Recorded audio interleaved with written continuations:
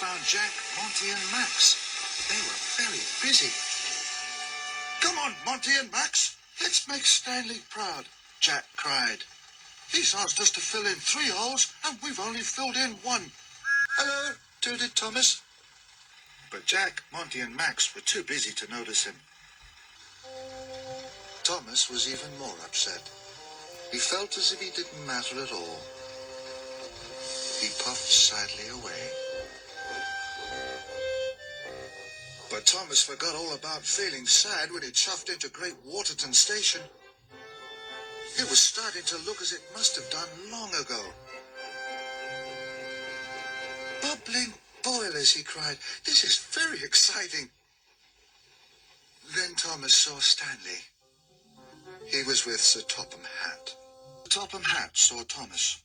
Come here, he boomed. Hello, Thomas, steamed Stanley.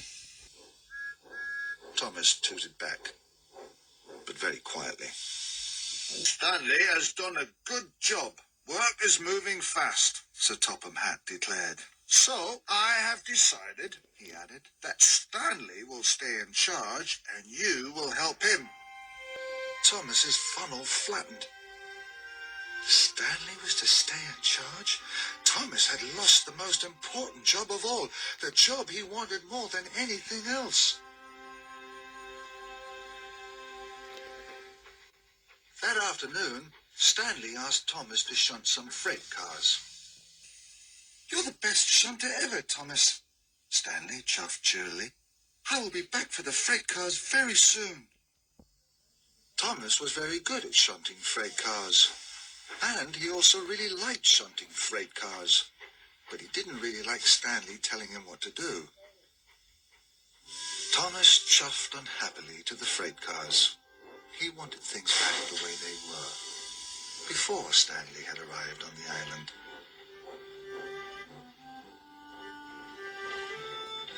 Thomas shunted lots of freight cars. Stanley had to take them up the steep hill out of the town to the wharf. Suddenly, an idea flew into Thomas's funnel. If I shunt an extra long line of freight cars, Stanley will never be able to pull them, he puffed to himself. Everyone will see he's not so strong after all. Then I will be in charge again. Soon, the cars were ready. They were very, very heavy. Stanley chuffed back. My, that's a long train, he puffed. Not for a strong engine like you, tooted Thomas. But Thomas knew it was too long and too heavy.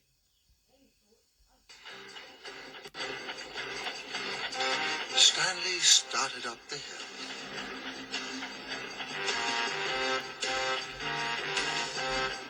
It was very steep. Stanley was doing his best. Stanley was using all his huff and all his puff. The trucks clanked, creaked. The train was far too heavy. Stanley's wheels spun and slid. Suddenly, the coupling snapped, and Stanley's trucks rolled away, faster and faster. The engines gasped as Stanley's train came racing down the hill. It smashed into the tower.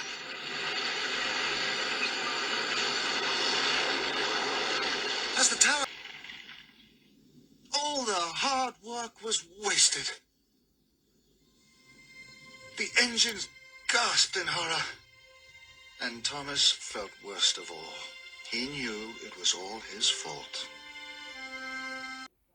Sir Topham Hatt and Miss Jenny came to see what had happened. This is a disaster, boomed Sir Topham Hatt.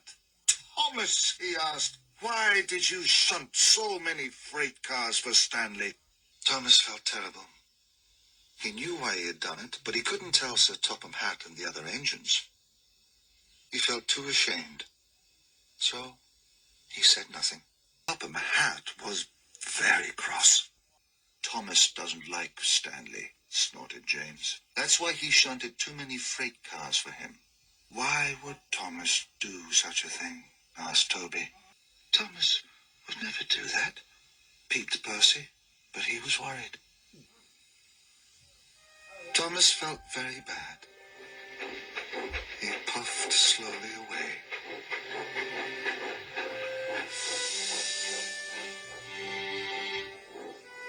Thomas found an old track.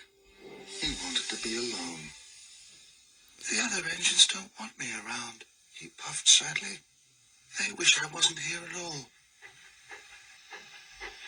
Stanley puffed towards Thomas. He saw that Thomas looked sad and alone. Thomas feels bad, he chuffed to himself. He felt very sorry for him. Later, Sir Topham Hatt called the engines together. Now, Great Waterton may not be ready for Sodor Day, he announced sternly. The engines gasped. Miss Jenny's crew will load the rubble into the freight cars tonight, but this means extra work for all of you, he added. Tomorrow, you will start to shunt the freight cars away to the sidings. Thomas had let down Sir Topham Hatt. He had let down the other engines, and he had let himself down. The engines started to chuff away. No one spoke to Thomas. He was no longer in charge, and he felt he was no longer wanted. That night, all the other engines were asleep in their sheds. But not Thomas. Jack and Alfie had already loaded their cars of rubble. If I shunt all the freight cars away to the sidings, the tracks will be clear in the morning. Then everyone will like me again. Thomas wanted to do something to get his old job back. So Thomas started to shunt the freight cars away. Thomas worked very hard. He felt very pleased with himself. Then Thomas saw one last freight car. It had rolled in front of an old mine shaft. I'll soon fix that, Thomas smiled.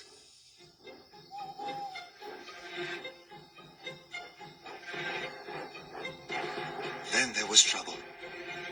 Thomas biffed the car too hard. It rolled forward and disappeared into the mine. Cinders and ashes, exclaimed Thomas. Where did that freight car go? Thomas rolled forward and peered inside.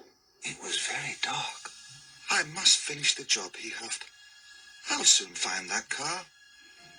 And Thomas puffed into the mine. It was very dark. Thomas was happy he had a bright lamp. He saw the freight car rolling away. Then it disappeared around a bend. Bust my buffers, puffed Thomas. I'd better go after it. Whee! Thomas whistled and, whoa, he cried. It was very scary, but it was very exciting. Thomas had almost caught up to the freight car. You won't get away from me, he whistled happily. But Thomas didn't see the junction ahead. The freight car whizzed down the right track and Thomas sped down the left. Thomas had lost the runaway car.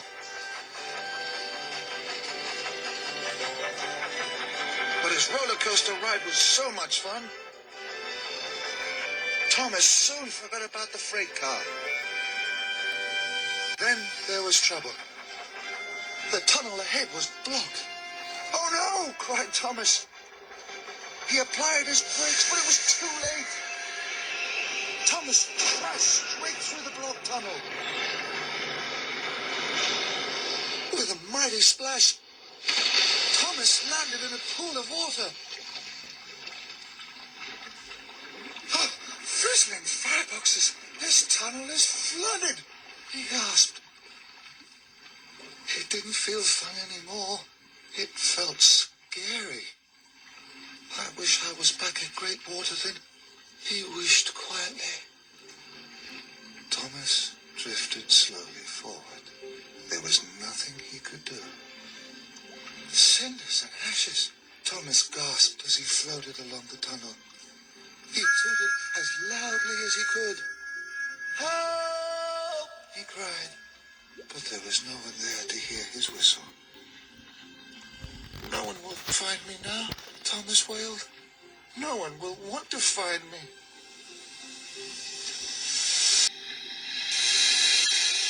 The next morning, Stanley, James, Gordon, Percy, Edward, Henry, Emily, and Toby had arrived for work. Where's Thomas? Stanley asked. The engines looked. Thomas wasn't there. They all thought hard. No one knew where Thomas was. James was worried. He asked the little engines at the junction, "Have any of you seen Thomas?" James puffed. None of the little engines had seen Thomas either. Percy called Jack and his team together. "We can't find Thomas," Percy peeped. "Do you know where he's gone?" Jack and his team thought hard, but none of them had seen Thomas. Thomas drifted along the tunnel. He realized he was moving faster. "Bust my buffers," he cried, as he raced through the tunnel. Sir Topham Hatt was called. "Sir, Thomas has disappeared," Edward puffed. "No one knows where he is," whistled Emily. "And I miss him," peeped Percy. "This is very strange," boomed Sir Topham Hatt. Everyone agreed. Had to find Thomas at once. "This is a state of emergency," he boomed importantly. "Everyone must look for Thomas." Deep inside the mine, Thomas went up and down, round and about. And the water roared around him.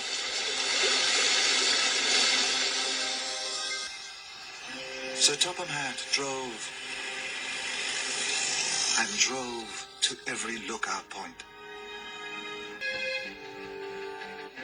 High in the hills, the narrow gauge engines puffed and peered.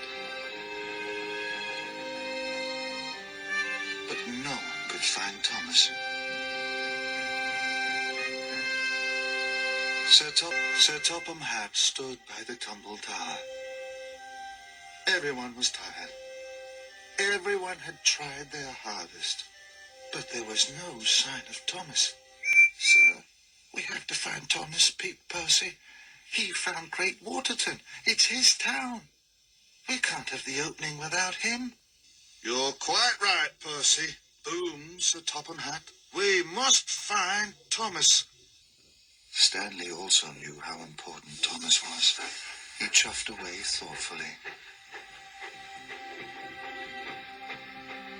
Stanley arrived at the sidings. A train of freight cars was waiting for him. But Stanley wasn't thinking about freight cars. He was thinking about Thomas. "Thomas isn't a bad engine. He's a sad engine," Stanley puffed slowly. "I wonder if he has run away because he thinks no one likes him anymore. Maybe Thomas is hiding up in the hidden hills. I'll look for him there. I must tell him we all miss him." And Stanley whooshed away to the hills.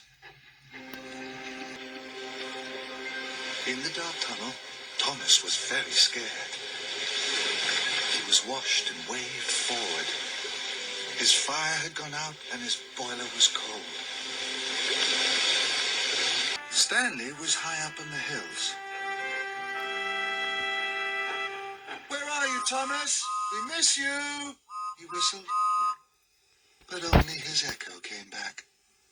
"We miss you."